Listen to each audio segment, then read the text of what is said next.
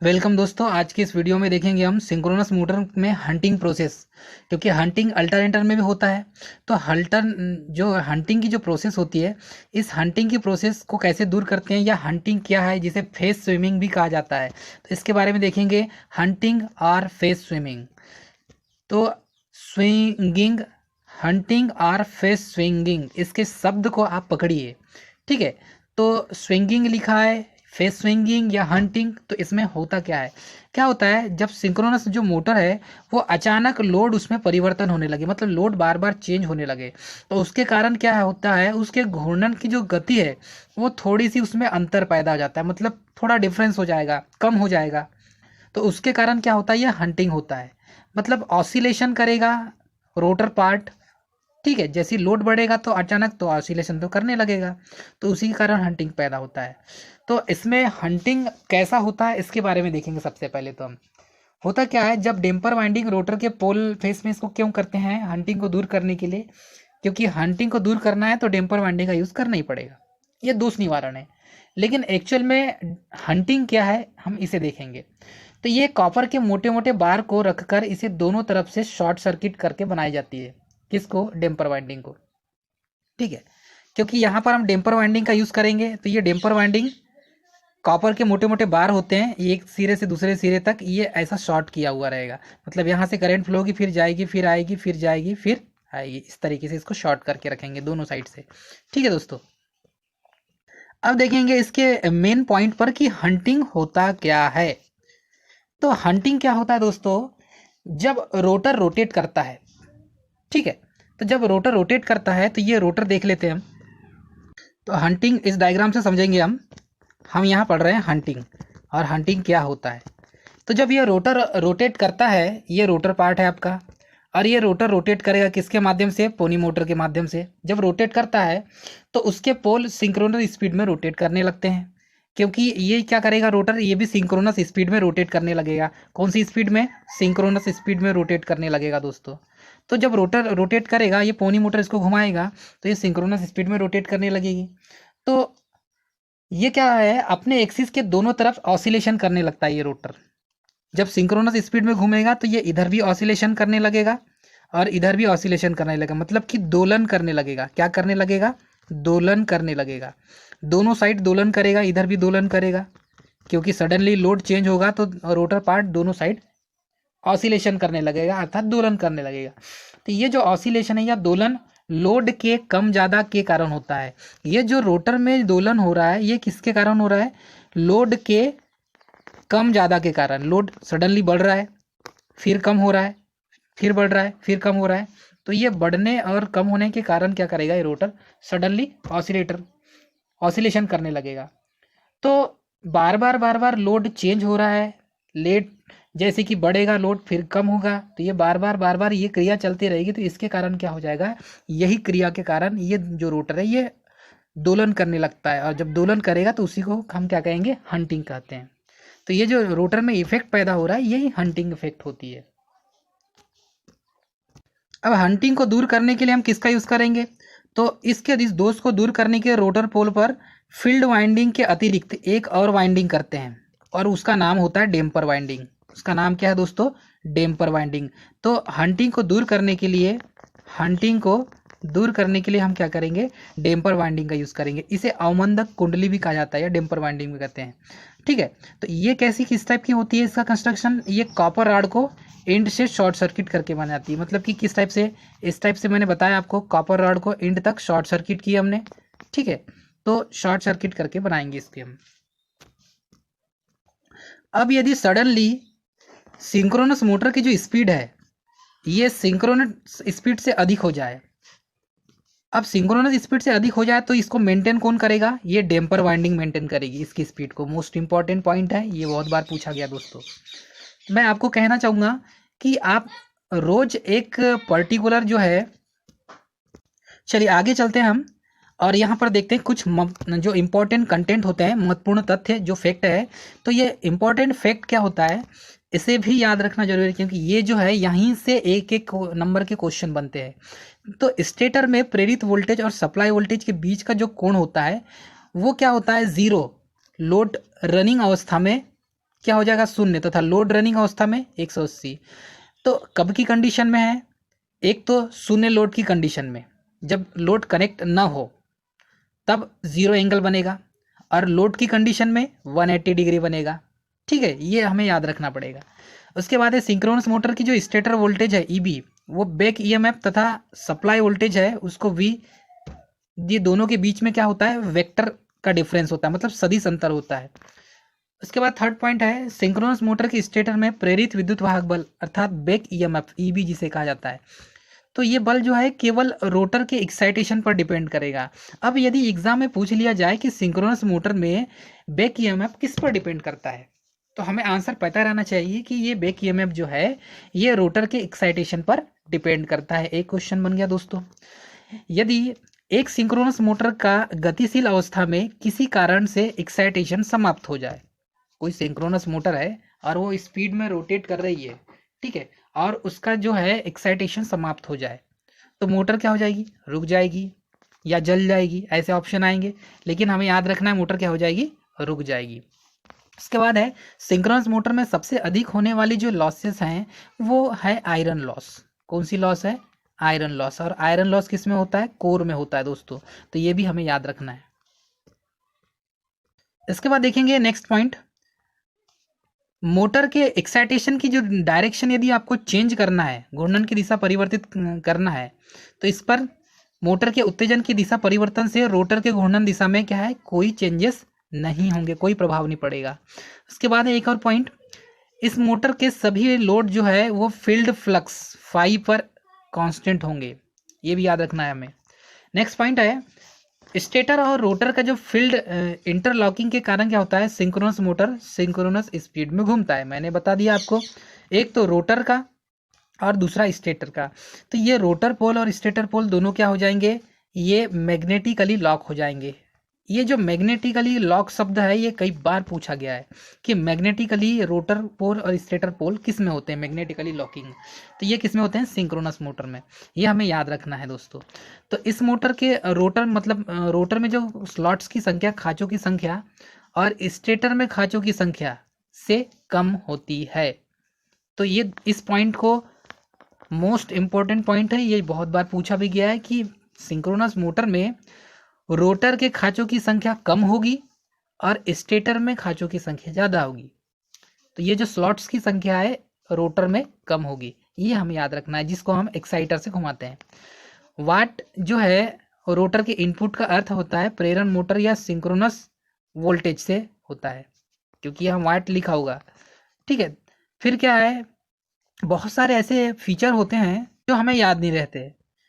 ठीक है, next point है सिंक्रोनस जो मोटर है उसका जो दोलन है जिसे ऑसिलेशन कहते हैं, अभी थोड़ी देर पहले ही बताया, ऑसिलेशन जो कहते हैं जिसे दोलन। तो ये जो स्थिति है ये इस स्पंदमान आवृत्ति अर्थात कि ये जो फ्रैक्शनल जो फ्रीक्वेंसी है, ठीक है, इस फ्रीक्वेंसी पर भी हो सकती है, याद रखना है। तो स्पंदमान फ्रीक्वेंसी पर भी हो सकती है। नेक्स्ट पॉइंट देखेंगे हम, एक्साइटेशन परिवर्तन का सिंक्रोनस मोटर की स्पीड पर कोई प्रभाव नहीं पड़ता। यदि एक्साइटेशन में चेंजेस आते जाएं या एक्साइटेशन कम ज़्यादा हो जाए तो इसमें जो रोटर की जो स्पीड है वो स्पीड पर कोई इफेक्ट नहीं पड़ेगा, मतलब सिंक्रोनस मोटर स्पीड की वो रोटेट घूमते रहेगा वो। ठीक है, तो तुल्यकाली मोटर या प्रेरण मोटर में तुल्यकाली मोटर की जो दक्षता होती है, एफिशिएंसी जो होती है वो बहुत अधिक होती है। तो सिंक्रोनस मोटर और इंडक्शन मोटर इन दोनों में सबसे ज़्यादा एफिशिएंसी किसकी होती है, ये क्वेश्चन नोट कर सकते हैं आप। तो सिंक्रोनस मोटर की एफिशिएंसी अधिक होती है, किसकी, सिंक्रोनस मोटर की स्पीड जो एफिशिएंसी होती है अधिक होती है, और इंडक्शन मोटर की एफिशिएंसी कम होती है। लेकिन इसमें हम क्या करेंगे यूज़, सिलेंड्रिकल रोटर और सेलिएंट पोल। तो सिलेंड्रिकल रोटर और सेलिएंट पोल किस टाइप का होता है ये देखेंगे हम। अब यहाँ पर जो बात करेंगे हम, ये बात करेंगे रोटर के लिए कि रोटर जो है ये किस टाइप के होते हैं। दो प्रकार के रोटर इसमें यूज़ किए जाते हैं। तो एक है पहला सेलिएंट पोल रोटर और दूसरा होता है सिलेंड्रिकल रोटर।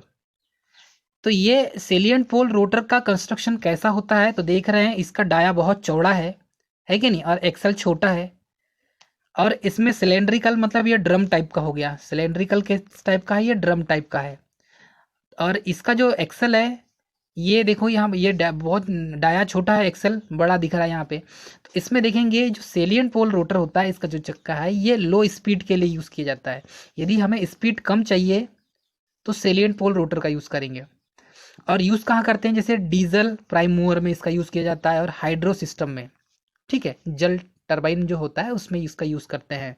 ठीक है, मतलब कि हाइडल पावर प्लांट में जो रोटर यूज़ करेंगे अर्थात अल्टरनेटर यूज़ करेंगे तो ये इस टाइप का होगा। उसके बाद है सिलेंड्रिकल रोटर। सिलेंड्रिकल रोटर में क्या होता है दोस्तों, ये हाई स्पीड के लिए डिज़ाइन किया गया है, सिलेंडर के आकार का है, सिलेंडर जैसा होता है उस टाइप के आकार का है, और ये स्टीम टरबाइन में यूज़ किया जाता है। ठीक है, अर्थात जहाँ पर भी स्टीम टरबाइन का यूज़ होगा तो वहाँ पर रोटर कौन सा होगा, सिलेंड्रिकल रोटर यूज़ किया जाएगा। और सेलियंट पोल रोटर कहाँ यूज़ किया जाएगा, ये किया जाएगा हाइड्रो स्टीम में। तो ये दो प्रकार के रोटर होते हैं दोस्तों सिंक्रोनस मोटर में, और इसका भी कंस्ट्रक्शन सेम होता है अल्टरनेटर के समान। तो अल्टरनेटर में भी रोटर यही यूज़ किया जाएगा। ठीक है, इस तरीके से हम इसे समझ सकते हैं। तो सिंक्रोनस मोटर जो है उसकी विशेष जो अनुप्रयोग हैं इसके बारे में देखेंगे। ये क्या होता है, स्थिर गति लोड पर काम करती है, मतलब कांस्टेंट स्पीड होगा लोड पर भी। उसके बाद है जो पावर फैक्टर को इम्प्रूव करते हैं इससे हम, सिंक्रोनस मोटर की विशेषताएं ये। उसके बाद इसका यूज़ कहाँ किया जाता है, ट्रांसमिशन लाइन में वोल्टेज रेगुलेशन के रूप में। वीआर वोल्टेज रेगुलेशन को इम्प्रूवमेंट करना है ट्रांसमिशन लाइन में, तो सिंक्रोनस मोटर का यूज़ करते हैं दोस्तों। ये मोस्ट इंपॉर्टेंट पॉइंट है और इन्हें याद रखना बहुत ज़रूरी है। उसके बाद है पश्चात संपीड़न पंप में। ठीक है, ये जो फर्स्ट पॉइंट, सेकेंड, थर्ड और फोर्थ पॉइंट मोस्ट इंपॉर्टेंट है, इन्हें याद रखना पड़ेगा दोस्तों। इसके बाद हम देखेंगे यदि सिंक्रोनस मोटर को स्टार्ट नहीं हो रहा है, स्टार्टिंग की कंडीशन में क्या होता है, सिंक्रोनस मोटर स्टार्ट नहीं हो रहा है, तो उसके क्या क्या कारण हो सकते हैं, क्या क्या रीज़न हो सकते हैं। तो पहला हो सकता है या तो सहायक उपयंत्र संयोजन में कुछ फॉल्ट होगा, मतलब कि जो एक्साइटर है उसमें कुछ फॉल्ट हो सकता है। सेकेंड है स्टार्टिंग जो लोड होगा वो अधिक हो सकता है, इसीलिए नहीं घूम रहा है। या तो ये हो सकता है कि एक फेस ओपन होगा, ठीक है, स्टेटर को सप्लाई देते हैं ना 3 फेस, तो हो सकता है एक फेस ओपन होगा इसलिए नहीं घूम रहा है। या फिर शॉर्ट सर्किट हो सकता है, फील्ड वाइंडिंग, ठीक है, उसका जो फील्ड है वो एक्साइटेशन अधिक हो जाए तो भी नहीं घूमेगा। उसके बाद हो सकता है कि यदि सिंक्रोनस मोटर 100 किलोवाट लोड पर ज़्यादा किफ़ायती पाया जाता है, यदि आप 100 किलोवाट का लोड लगाते हैं सिंक्रोनस मोटर में तो ज़्यादा एफिशिएंट होगा। सिंक्रोनस मोटर की जो स्पीड है वो स्लिप रिंग का मान जो होता है, स्लिप का मान सिंक्रोनस मोटर में, स्लिप का मान वो क्या हो जाएगा, 0 हो जाएगा दोस्तों। तो इसके बाद जो अल्टरनेटर है, अल्टरनेटर को अलग अलग इसमें डिवाइड किया गया है। ठीक है, तो अल्टरनेटर को सबसे पहले किस में डिवाइड किया गया है, एक तो ये हो गया आपका फर्स्ट, क्या हो जाएगा आपका इंजन ड्राइव ऑफ अल्टरनेटर।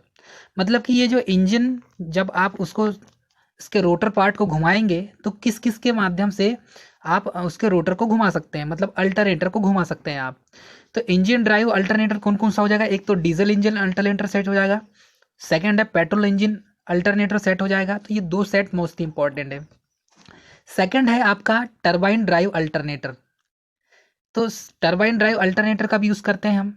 ठीक है दोस्तों, तो टरबाइन ड्राइव अल्टरनेटर का भी बेसिकली यूज़ करते हैं। तो एक होता है, इसे आगे देखेंगे हम, ये है आपका वाटर टर्बो अल्टरनेटर। फर्स्ट क्या हुआ आपका वाटर टर्बो अल्टरनेटर। ठीक है, मतलब कि जल टरबाइन वाला सेट, जिसे आप जल विद्युत केंद्र में जो यूज़ करते हैं वो वाला हो गया, मतलब ये जल विद्युत गृह में वाटर टर्बो अल्टरनेटर सेट का यूज़ किया जाता है। सेकंड है आपका हाई स्पीड टर्बो अल्टरनेटर। तो हाई स्पीड टर्बो अल्टरनेटर कौन कौन से होते हैं, तो हाई स्पीड अल्टर जो है ये होता है स्टीम टर्बो अल्टरनेटर, और सेकेंड है गैस टर्बो अल्टरनेटर। तो ये हाई स्पीड में रोटेट करते हैं, और ये लो स्पीड में। वाटर टर्बो अल्टरनेटर सेट जो है ये लो स्पीड में रोटेट करता है। ठीक है, क्योंकि इसके ब्लेड में जो है अल्टरनेटर में, तो इसमें जो अल्टरनेटर सेट में जो यूज़ करेंगे आप, तो इसमें जो ब्लेड्स लगी होगी उसके ऊपर वाटर गिरेगा। ठीक है, तो जो जितने भी वाटर टर्बो अल्टरनेटर है ये लो स्पीड में घूमेगा, और ये हाई स्पीड में कौन सा स्टीम टर्बो अल्टरनेटर, और दूसरा गैस टर्बो अल्टरनेटर। इस तरीके से डिफाइन किया गया है। दोस्तों सिंक्रोनस मोटर में वी कर्व देखेंगे, ये है वी कर्व और ये है inverse V curve, inverse V curve. तो वी कर्व और इन्वर्स वी कर्व के बारे में देखेंगे दोस्तों, ठीक है। तो इसमें देखेंगे ये फील्ड करंट है, एक्साइटेशन की फील्ड करंट, ठीक है। और ये होती है, ये जो लाइन है ये आर्मेचर करंट है, ये कौन सी होगी, आर्मेचर करंट पर फेस। और ये जो है डीसी एक्साइटेशन और फील्ड करंट, ये आईएफ होती है फील्ड करंट, और ये आर्मेचर करंट, ठीक है। इसमें क्या हो जाएगा, लैगिंग और लीडिंग और यूनिटी, तीन पावर फैक्टर होते हैं। तो ये जो है लैगिंग और इस साइड वाला ये है लीडिंग, ठीक है। ये कौन सा हो जाएगा, इस साइड वाला, इस लाइन के बीचों बीच में देखो ये जो लाइन है ये यूनिटी पावर फैक्टर का है, यूनिटी पावर फैक्टर का मतलब 1। इस साइड हो जाएगा आपका लैगिंग पावर फैक्टर और इस साइड हो जाएगा राइट साइड आपका इधर लीडिंग पावर फैक्टर। ये हमें समझना है। तो ये फर्स्ट हो गया, ये सेकंड, और ये बीच वाला यूनिटी पावर फैक्टर थर्ड हो गया दोस्तों। इस तरीके से हम इसे समझ सकते हैं। तो सिंक्रोनस मोटर में वी कर्व क्या शो करता है, ये फील्ड करंट और आर्मेचर करंट दोनों को शो करता है सिंक्रोनस मोटर में। ये जो वी कर्व है ये किस किस को शो करता है, एक तो फील्ड करंट आईएफ और दूसरा आर्मेचर करंट, इन दोनों को शो करता है दोस्तों। अब इसमें क्या होता है, इस कर्व में जो फील्ड करंट है आईएफ, ये डीसी एक्साइटेशन चेंज करने पर आर्मेचर करंट में होने वाले चेंजेस को शो करता है। क्योंकि यदि आर्मेचर करंट, ये देखो फील्ड करंट जो है, इस फील्ड करंट में एक्साइटेशन यदि चेंज होगा, एक्साइटेशन यदि चेंज होता है तो एक्साइटेशन चेंज होने पर आर्मेचर करंट में चेंजेस आ जाएंगे, ठीक है। क्या करेगा, यदि आईएफ को चेंज करते हैं एक्साइटेशन से, फील्ड करंट को चेंज करते हैं तो आर्मेचर करंट में चेंजेस होने लगेंगे। तो ये जो नॉर्मल एक्साइटेशन की कंडीशन होती है, नॉर्मल एक्साइटेशन की कंडीशन में पावर फैक्टर होता है यूनिटी अर्थात 1 होता है, ये हमें याद रखना है, ठीक है दोस्तों। उसके बाद यदि आप फील्ड करंट को कम ज़्यादा करेंगे तो आर्मेचर करंट में चेंजेस होने लगेंगे। तो ये इस साइड का भाग लैगिंग होगा, अर्थात लैगिंग का मतलब क्या होता है, पश्चिमगामी, और इधर होगा अग्रगामी, इसे समझना पड़ेगा दोस्तों। तो ये है वी कर्व, इसे बोलते हैं वी कर्व, ठीक है दोस्तों। तो इस तरीके से आप वी कर्व को समझ सकते हैं, ठीक है। इसके बाद देखेंगे हम इन्वर्स वी कर्व। तो ये जो इन्वर्स वी कर्व है, इसमें भी देखो, पहले वी कर्व में देखते हैं, ये जो फर्स्ट वाली जो लाइन ड्रॉ की गई है, मतलब ये वाली जो लाइन ड्रॉ की गई है, ये है नो लोड की कंडीशन में, और सेकंड है आपका हाफ लोड की कंडीशन में, इस टाइप से कर्व बनेगा। और फुल लोड की कंडीशन में छोटा वी शेप का कर्व बनेगा। तो ये है फुल लोड की कंडीशन में, फुल लोड कंडीशन। तो इस तरीके से आप इसे समझ सकते हैं। इसके बाद देखेंगे सिंक्रोनस मोटर का इन्वर्स वी कर्व। तो इन्वर्स वी कर्व में ये जो है वी कर्व, ये अपोजिट डायरेक्शन बना है। तो अपोजिट इन्वर्स वी कर्व मतलब देखो, यहाँ पर ये जो फील्ड करंट थी आईएफ और ये आर्मेचर करंट के बीच में बन रहा था ये कर्व, वैसे ही यहाँ पर भी बनेगा। ये बनेगा फील्ड करंट, ठीक है, और ये बनेगा पावर फैक्टर के बीच में। किसके बीच में, फील्ड करंट और पावर फैक्टर के बीच में बनेगा दोस्तों। तो यहाँ पर की जो कंडीशन होगी वो 1 है, तो यूनिटी पावर फैक्टर होगा। देखो ध्यान से, बीच में है, मिड पॉइंट पर है, तो यूनिटी पावर फैक्टर बनेगा। यहाँ क्या बनेगा, यूनिटी पावर फैक्टर, जिसे इकाई पावर फैक्टर बोलते हैं, इकाई पावर फैक्टर कहते हैं, ठीक है। अब यहाँ से यहाँ तक के बीच में जो एंगल बनेगा ये हो जाएगा आपका लैगिंग पावर फैक्टर, और यहाँ से लेकर यहाँ तक के बीच में क्या हो जाएगा, ये हो जाएगा आपका लीडिंग पावर फैक्टर, ठीक है दोस्तों, यहाँ लिखा हुआ है। तो इन दोनों के बीच में इस तरीके से बनेगा पावर फैक्टर एंगल, ठीक है। तो ये लो एक्साइटेशन में क्या है, पावर फैक्टर में लैगिंग होगा। यदि लो एक्साइटेशन है तो पावर फैक्टर क्या हो जाएगा, लैगिंग हो जाएगा। अर्थात लो एक्साइटेशन तो पावर फैक्टर भी क्या हो जाएगा आपका, लो, ठीक। ये भी हमें याद रखना पड़ेगा। हाई एक्साइटेशन में पावर फैक्टर क्या हो जाएगा, हाई एक्साइटेशन में पावर फैक्टर ये लो होगा, लेकिन क्या होगा, लीडिंग होगा। हाई एक्साइटेशन में क्या हो जाएगा, पावर फैक्टर लो तो होगा लेकिन लीडिंग होगा। ठीक है, तो invert V curve DC excitation और फील्ड करंट परिवर्तित करने पर पावर फैक्टर में होने वाले परिवर्तन को शो करता है। मतलब इन्वर्ट वी कर्व में जो डीसी एक्साइटेशन है, अर्थात जिसे हम बोलते हैं फील्ड करंट आईएफ, तो फील्ड करंट में होने वाले परिवर्तन को पावर फैक्टर में शो करेंगे हम। मतलब यदि इस फील्ड करंट में ये जो है आपका आईएफ, इस फील्ड करंट में यदि चेंजेस होंगे तो उसके परिणाम किस में मिलेंगे, पावर फैक्टर में मिलेंगे। तो ये पावर फैक्टर या तो यूनिटी हो सकता है, या लैगिंग हो सकता है, या लीडिंग हो सकता है। इस तरीके से ये शो होगा दोस्तों। ठीक है, अब ये जो एंगल है ये किस पर डिपेंड करता है पावर फैक्टर का, ये भी हम बताते हैं। क्या होता है कि एक्साइटेशन अलग अलग टाइप के होते हैं। तो ये एक्साइटेशन है, ये एक्साइटेशन अलग अलग टाइप के होते हैं। तो फर्स्ट में जो एक्साइटेशन है ये होता है पहला तो नॉर्मल एक्साइटेशन। क्या होता है, नॉर्मल एक्साइटेशन। सेकंड होता है आपका अंडर एक्साइटेशन, अंडर एक्साइटेशन। और थर्ड है आपका ओवर एक्साइटेशन, ओवर एक्साइटेशन। ये तीन प्रकार के एक्साइटेशन होते हैं। तो नॉर्मल एक्साइटेशन में अलग इफेक्ट पड़ेगा, अंडर एक्साइटेशन में अलग, और ओवर एक्साइटेशन में अलग बनेगा। तो हम इसका डायग्राम देखेंगे। ये डायग्राम है दोस्तों, ये है नॉर्मल एक्साइटेशन में। ये नॉर्मल एक्साइटेशन का फेज एंगल है। ठीक है, ये जो ग्राफ शो कर रहा है ये नॉर्मल एक्साइटेशन का है। तो इसमें क्या होता है, ईबी का जो मान है वो वोल्टेज के इक्वल होता है, सप्लाई वोल्टेज के इक्वल होता है। ठीक है, और ये लेगिंग पावर फैक्टर पे काम करेगा। कौन सा पावर फैक्टर पर, लेगिंग पावर फैक्टर पे वर्क करेगा दोस्तों। ठीक, मतलब ये समझिए कि बैक ईएमएफ भी 200 है तो सप्लाई वोल्टेज भी 200 होगा दोस्तों। ठीक है, तो इसमें क्या होता है जनरली कि डीसी एक्साइटेशन बढ़ाने पर बैक ईएमएफ का मान जो है वो अप्लाइड वोल्टेज के बराबर हो जाता है। ठीक, सेकेंड है आपका, ये तो फर्स्ट हो गया। अब सेकेंड जो डायग्राम है, ये सेकेंड डायग्राम देखेंगे हम। इसमें क्या होता है, ये है अंडर एक्साइटेशन का, अंडर एक्साइटेशन का डायग्राम है दोस्तों। कौन सा वाला डायग्राम, ये जो वेव फेजर डायग्राम बना है ये अंडर एक्साइटेशन का होता है। ठीक है, लेकिन इसमें क्या होता है, इसमें ईबी का जो मान है, ठीक है, ये जो ईबी का मान होगा ये किसके प्रोपोर्शनल होगा, वोल्टेज के प्रोपोर्शनल होगा।